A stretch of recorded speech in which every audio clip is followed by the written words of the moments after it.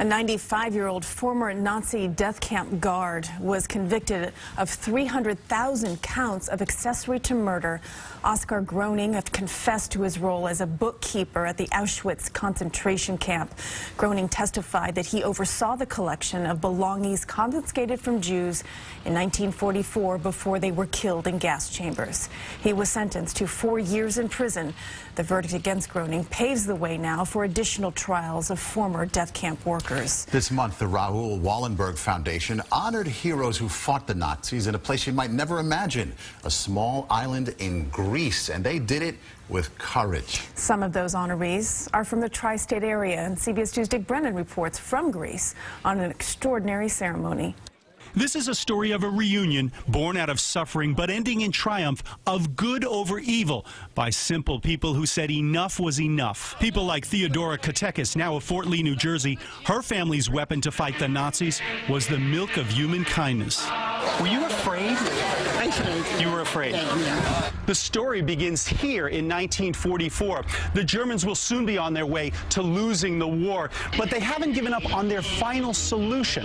That would be to kill every Jewish person they could find. But the people on the Greek island of Erakusa had other ideas and decided to save all the Jews that they could, including Savas Israel, a tailor, along with his daughters Nina, Spira, and Julia, and little Rosa, an orphan whose entire family had been hauled away to death camps. The Germans take the Jews to kill, you know. You wanted to save them?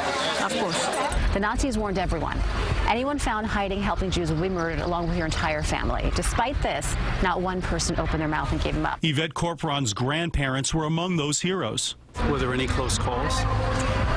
There were a lot of close calls. My father, who was 7 at the time, remembers the Nazis in our house, ransacking the house, looking for valuables, of course there were none, and looking for hidden Jews. The New Yorker discovered all this when she went to write a book about her Greek family, When the Cypress Whispers. Through Yad Vashem and Israel's My Heritage, she researched the lives of those who beat the Nazi death sentence. Some of them spent decades in silence. Rosa never told the full story of her survival until her granddaughter in Israel had a school history assignment. It was the only time Grandma spoke about this subject, and that was only a few months before she passed away.